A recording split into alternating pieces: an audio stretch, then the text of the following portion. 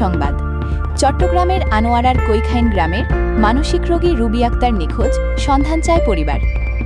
চট্টগ্রামের আনোয়ারা উপজেলার কৈখাইন গ্রামের মানসিক রোগী রুবি আক্তার নামে ৪৪ বছর বয়সী এক নারী নিখোঁজ হয়েছেন।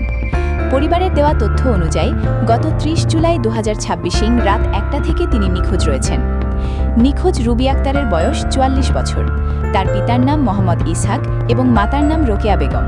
তিনি চট্টগ্রামের আনোয়ারা উপজেলার শিকদার পুকুরপাড় কৈখাইন গ্রামের বাসিন্দা। পরিবারের সদস্যরা জানিয়েছেন, রুবি আক্তার একজন মানসিক রোগী। নিখোঁজ হওয়ার সময় তার পরনে ছিল কালো রঙের প্রিন্টেড শাড়ি। নিখোঁজের পর পরিবারের সদস্যরা সম্ভাব্য বিভিন্ন স্থানে অনেক খোঁজাখুঁজি করেও এখন পর্যন্ত তার কোনো সন্ধান পাননি। এদিকে মাকে না পেয়ে তার অবুঝ সন্তানরা কান্নাকাটি করছে। এতে পরিবারে নেমে এসেছে গভীর উদ্বেগ ও উৎকণ্ঠা।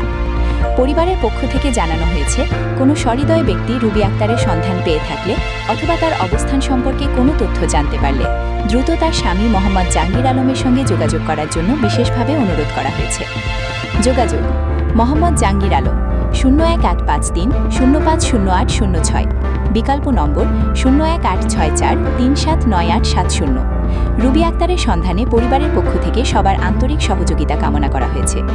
আপনার একটি শেয়ার কিংবা একটি তথ্য হয়তো রুবি আক্তারকে তার পরিবারের কাছে ফিরিয়ে দিতে পারে।